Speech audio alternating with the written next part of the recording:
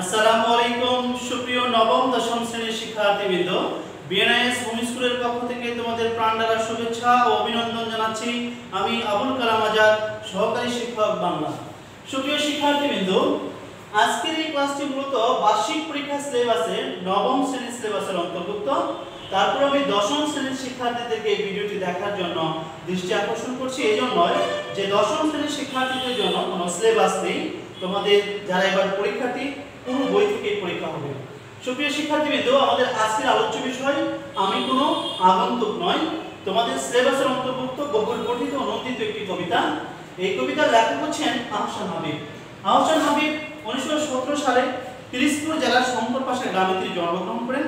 তিনি কিন্তু বাংলা সাহিত্যের একজন প্রথিত যশা এবং খ্যাতি সম্পন্ন একজন কবি।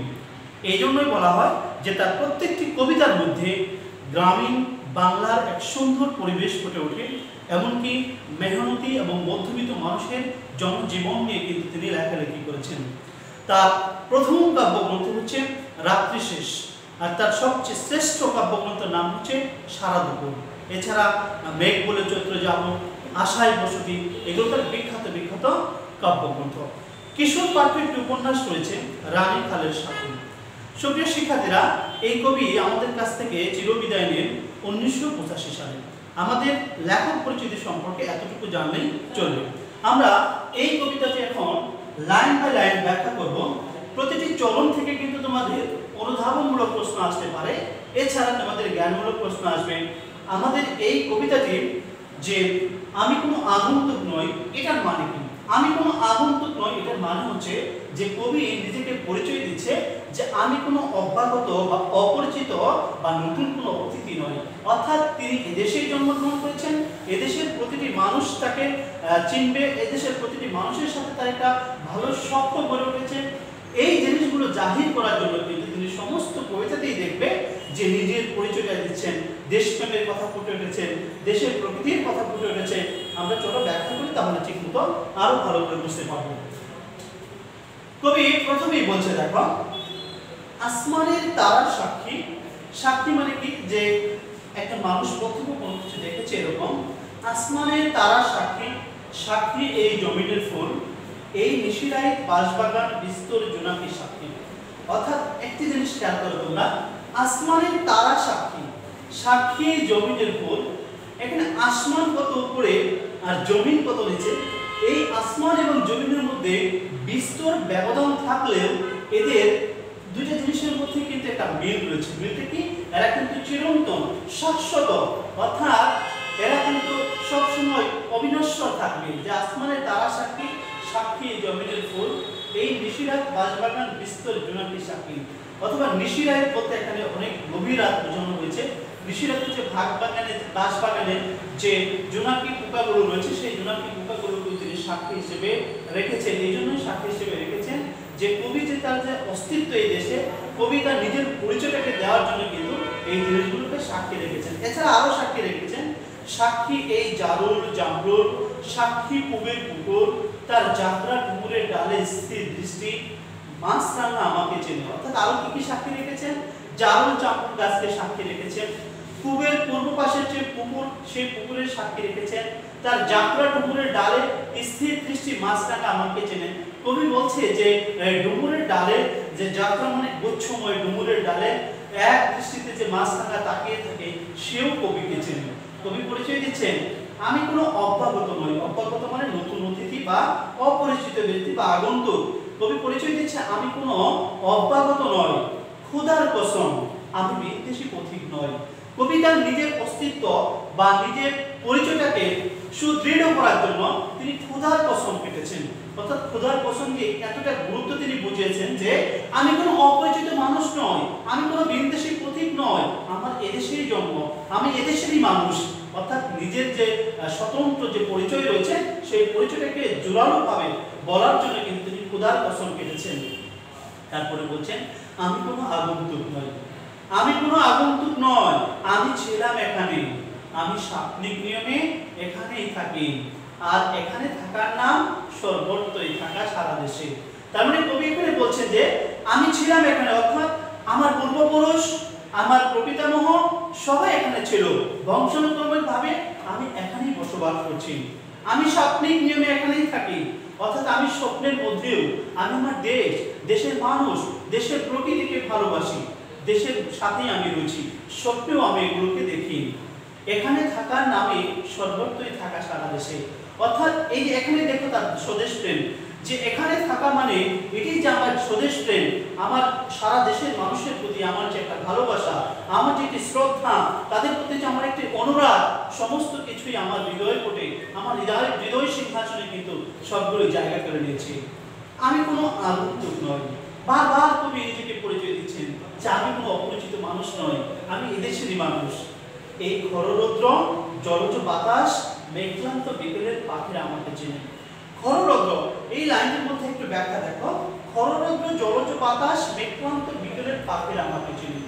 এই খররৌদ্র জলজ বাতাস দেখো, খররৌদ্র অর্থাৎ আমাদের যখন গ্রীষ্মকাল হয় তখন কিন্তু প্রচন্ড রোদ হয়, প্রচন্ড রোদে কিন্তু একেবারে রোদে এত তাপদাহ মনে হয় শরীর পুড়ে যাচ্ছে, ঠান্ডা রোদ পড়ে। জলজ বাতাস, জলজ বাতাস এখানে একটু বর্ষাকালের দৃশ্যের কথা বলা হয়েছে, যে বর্ষাকালে যে সেই পানি থেকে যে বাতাস আমাদের গায়ে লাগে, আমাদের দেহ মন পুলকিত হয়ে যায়, সেই জিনিসগুলো বলা হয়েছে। মেঘ ক্লান্ত বিকেলের পাখিরা, অর্থাৎ এখানে আরেকটি ঋতুর বর্ণনা দিয়েছে। অর্থাৎ এই লাইনের মধ্যে কিন্তু বাংলাদেশ যে ষড়ঋতুর দেশ, বাংলাদেশে যে 2 মাস পর পর যে ঋতু বৈচিত্র্যে যে পরিবর্তন ঘটে, সেই জিনিসটা কিন্তু কবি ফুটিয়ে তোলার চেষ্টা করেছেন। যে খররৌদ্রে জলজ বাতাস মেঘক্লান্ত বিকেলের পাখিরা আমাকে চেনে। যে একটি পাখি সারাদিন আহার সংগ্রহ করতে গিয়ে তখন বাসায় ফিরে আসে বিকেল বেলা, সেই মেঘক্লান্ত বিকেলের পাখিটা আমাকে চেনে, যে আমি কোনো আগন্তুক নই। তারা জানে আমি কোনো আত্মীয় নই, অর্থাৎ তারা জানে যে আমি কোনো আত্মীয় স্বজন নই, আমি তাদের কোনো বংশের অথবা তাদের কোনো চিরপরিচিত কোনো এক ব্যক্তি। তারপরে কবি বলছেন কার্তিকের ধানের মঞ্জুরি সাক্ষী। মঞ্জুরি মানে হচ্ছে ধানের মুকুল বা শীষ। কার্তিকের ধানের মঞ্জুরি সাক্ষী, সাক্ষী তার চিরুল পাতা। চিরুল মানে হচ্ছে যে চিরা থাকে, মানে দুই পাশে যে চিরা থাকে এরকম। যে কার্তিকের ধানের মঞ্জুরি, ধানের পাতাটা তোমরা নিশ্চয়ই দেখেছ, যে কার্তিক মাসে ধানের সেই শীষ বা ধানের যে চিরুল পাতা, তারাও কিন্তু আমাকে চেনে, অর্থাৎ আমি কোনো অপরিচিত নই। তারপরে বলছে যে টলমল শিশির, অর্থাৎ তার চিরুল পাতার টলমল শিশির সাক্ষী জ্যোৎস্নার চাদরে ঢাকা নিশিন্দার ছায়া। অর্থাৎ যে সেই ধানের যে চিরুল পাতার মধ্যে যখন শীতের সেই কার্তিক মাসে যখন শিশির পড়ে একদম টলমল করে, সেই শিশিরটাও কবিকে চেনে। এমনকি রাতের বেলা নিশিন্দা, নিশিন্দা হচ্ছে এক ধরনের গ্রামীণ গাছ, এক ধরনের গ্রামীণ গাছের মধ্যে রাতের বেলা যখন জ্যোৎস্নার সেই চাঁদের আলো যখন পড়ে, আলোর যে চাঁদের আলোটাও কিন্তু সেই আলোটা পড়ে যখন সেই নিশিন্দা গাছের ছায়াটা পড়ে, সেই ছায়াটাও নাকি কবিকে চেনে। তার মানে নিজের অস্তিত্ব এবং নিজের পরিচয়টাকে গভীরভাবে দেওয়ার জন্য তিনি কিন্তু বারবার বিভিন্ন উদাহরণ দিচ্ছেন। তারপরে কবি বলেছেন অকাল বার্ধক্যে নত পদমালী। অকাল বার্ধক্যে নত পদমালী, অকাল বার্ধক্যে মানে খুব অল্প বয়সেই এই পদমালীর বার্ধক্য চলে এসেছে, বয়সটা একটা ছাপ দেখা যায়। কেন বয়সের ছাপ দেখা যায়? কারণ হচ্ছে হয়তো পদমালী খুব অভাব অনটনে দিনাতিপাত করছেন, খুব গরিব অসহায়, তার ক্লান্ত চোখের আধার, তার চোখে একদম ক্লান্ত, যার চোখের মধ্যে মুখের মধ্যে একটি ক্লান্তর ভাব ফুটে উঠেছে। আমি চিনি, আমি তার চিরচেনা স্বজন একজন, অর্থাৎ এই পদমালীকেও কিন্তু কবি চিনেন। অর্থাৎ বলতেছে আমি তার চিরচেনা স্বজন একজন, আমি হয়তো তার কাছের কোনো আত্মীয় বা স্বজন। আমি জমিদার মার শূন্য খাকা রান্নাঘর শুকনো থালা সব চিনি। অর্থাৎ জমিদার মার শূন্য খাকা রান্নাঘর কেন? যে রান্নাঘরে কখনো রান্না হয় না, সেই রান্নাঘরে তো শুকনোই থাকবে, আর তার থালা বাটি বাসনপত্র সবগুলো শুকনো থাকবে, এটাই স্বাভাবিক। অর্থাৎ কবি এখানে বোঝাতে চেয়েছেন যে আমি জমিদার মার শূন্য খাকা রান্নাঘর শুকনো থালা সব চিনি। অর্থাৎ এই জমিদার মা কদমালী এদের সাথে তার এত চিরচেনা, তারা এত কাছের স্বজন যে তাদের সুখে দুঃখে বিপদে আপদে সব কিছুই কিন্তু কবি জানেন এবং শুনেন এবং বুঝেন। এই জন্য কিন্তু বলছে যে তোমরা আমাকে আগন্তুক ভেবো না, আমি কোনো অভ্যাগত মানুষ নই, আমি এদের পরিচিত এবং কি সবার কাছেই আমি কিন্তু পরিচিত একজন ব্যক্তি, আমার এদেশেই জন্ম, আমি আমি এদেশেরই মানুষ। হাত রাখো বয়ছাই লাঙ্গলে, দেখো আমার হাতের স্পর্শ লেগে আছে কেমন গভীরে। হাত রাখো বয়ছাই বা লাঙ্গলে। বয়ছা কি? যারা নৌকার যে মাঝি তারা কিন্তু বয়ছা দিয়ে নৌকা চালায়, আর লাঙ্গল হচ্ছে যারা কৃষক তারা কিন্তু সেই লাঙ্গল দিয়ে আগেকার যুগে কিন্তু লাঙ্গল এবং গরু দিয়ে কিন্তু তারা লাঙ্গল বলদ দিয়ে তারা কিন্তু জমি চাষাবাদ করতেন। সেই লাঙ্গলেও কিন্তু কবির কিন্তু হাতের স্পর্শ রয়েছে। অর্থাৎ এটা যারা বোঝাতে চেয়েছেন যে কবির পূর্বপুরুষরা কিন্তু হয়তো কৃষিজীবী বা কৃষি কাজ করতো, সেই জিনিসগুলো কিন্তু কবি ফুটিয়ে তুলেছেন যে আমার পূর্বপুরুষ কিন্তু এদেশেই ছিল, এদেশেরই মানুষ, তারা তাদের পেশা ছিল কৃষি। সেই জিনিসগুলো কিন্তু ফুটিয়ে তুলেছে যে আমার হাতের স্পর্শ লেগে আছে কেমন গভীরে। সেই গভীর অর্থাৎ প্রতিটি কাজে কর্মে হাতের স্পর্শ রয়েছে কবির। তারপর কবি নিজেকে পরিচয় দিচ্ছে, দেখো মাটিতে আমার গন্ধ, মাটিতে আমার গন্ধ, আমার শরীরে লেগে আছে স্নিগ্ধ মাটির সুবাস। অর্থাৎ যে মাটিতে তিনি কাজকর্ম করেছেন, যে মাটিতে তিনি হেঁটেছেন, যে মাটিতে তার পদস্পর্শ রয়েছে, সেই মাটিতেও কিন্তু কবির একটা স্নিগ্ধ মাটির সুবাস লেগে আছে। কবি সেই মাটিতেও কিন্তু তার একটা গ্রাণ খুঁজে পান। আমাকে বিশ্বাস করো, আমি কোনো আগন্তুক নই। কবি বারবার বলছে, কবি কিন্তু প্রথম থেকে কিন্তু তার নিজের পরিচয়, নিজের অস্তিত্ব, নিজের জ্ঞাতি সম্পর্কে কিন্তু পরিচয় দিচ্ছে যে আমি কোনো আগন্তুক নই, আমি কোনো অপরিচিত মানুষ নই। তারপর কবি বলছেন, দুপাশে ধানের ক্ষেত সরু পথ। অর্থাৎ দুপাশে ধানের ক্ষেত কোথায় থাকে? নিশ্চয়ই গ্রাম বাংলায় থাকে। দুপাশে ধানের ক্ষেত, মাঝখানে সরু রাস্তা অর্থাৎ চিকন রাস্তা, সামনে ধুধু নদীর কিনার, অর্থাৎ সামনে নদীর কিনার, ধুধু করে নদী আর নদী। বাংলাদেশ যে নদী মাতৃক দেশ, সেই নদী মাতৃক দেশে যে তিনি জন্মগ্রহণ করেছেন, সেখানে কিন্তু এই ধুধু নদীর কিনারে যারা, এটা বোঝানো হয়েছে যে তিনি এগুলো সবগুলো চিনেন এবং জানেন। তারপর কবি বলছেন, আমার অস্তিত্বে গাথা। এই যে দুধু নদীর কিনার, এগুলো তার হৃদয় কোটে একেবারে গাথা রয়েছে, আমার অস্তিত্বে এগুলো গাথা। আমি এই উদাও নদীর মুগ্ধে অমূল বালক।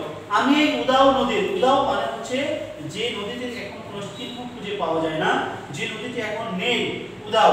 আমি উদাও নদীর মুগ্ধ এক অবুধ বালক। অবুধ মানে হচ্ছে নির্বোধ বা অবুঝ। যে আমি এই বাংলাদেশের দুপাশে ধানের ক্ষেত সরু পথ দেখে বা ধুধু নদীর কিনারে অর্থাৎ নদীমাতৃক দেশ দেখে, নদীমাতৃক দেশে যে আমার অস্তিত্ব, এগুলো দেখে, নদী সুন্দর সুন্দর দৃশ্য দেখে, গ্রামীণ সৌন্দর্য দেখে আমি অবুঝ বালকের মতো কিন্তু খুশি হয়ে যায়। তার মানে কবি কত সুন্দরভাবে উপস্থাপন করেছে যে মুগ্ধ এক অবোধ বালক, নিজেকে মুগ্ধ এক অবোধ বালক। মুগ্ধ মানে হচ্ছে খুশি, অবোধ মানে হচ্ছে নির্বোধ বা অবুঝ, যার কোনো বুদ্ধি নেই। অর্থাৎ সেই অবুঝ বালকের মতো কিন্তু বাংলার প্রকৃতি দেখে, বাংলার সবুজ শ্যামল দৃশ্য দেখে, সবকিছু দেখে কিন্তু কবি সেই অবুঝ বালকের মতোই খুশি হয়ে যান। সুপ্রিয় শিক্ষার্থীরা, এখান থেকে তোমরা বাড়ির কাজ করবে একটি, যে আমি কোনো আগন্তুক নয়, কবি এই কথা কেন বলেছেন, এটা তোমরা নিশ্চয়ই এতক্ষণে অ্যান্সার পেয়ে গেছো। এটা তোমরা অনুধাবনমূলক আকারে বাড়ির কাজ করবে, অর্থাৎ এটা তোমাদের HW, এটা অবশ্যই বাসায় লিখবে, লেখার পরে নির্দিষ্ট তারিখে স্কুলে জমা দিবেন। সুপ্রিয় শিক্ষার্থীবৃন্দ, আমাদের আজকের আলোচনা এই পর্যন্তই। আবার হয়তো তোমাদের সাথে অন্য কোনো বিষয় নিয়ে অন্য কোনো দিন দেখা হবে। সেই পর্যন্ত সবাই ভালো থেকো, সুস্থ থেকো। আল্লাহ হাফেজ।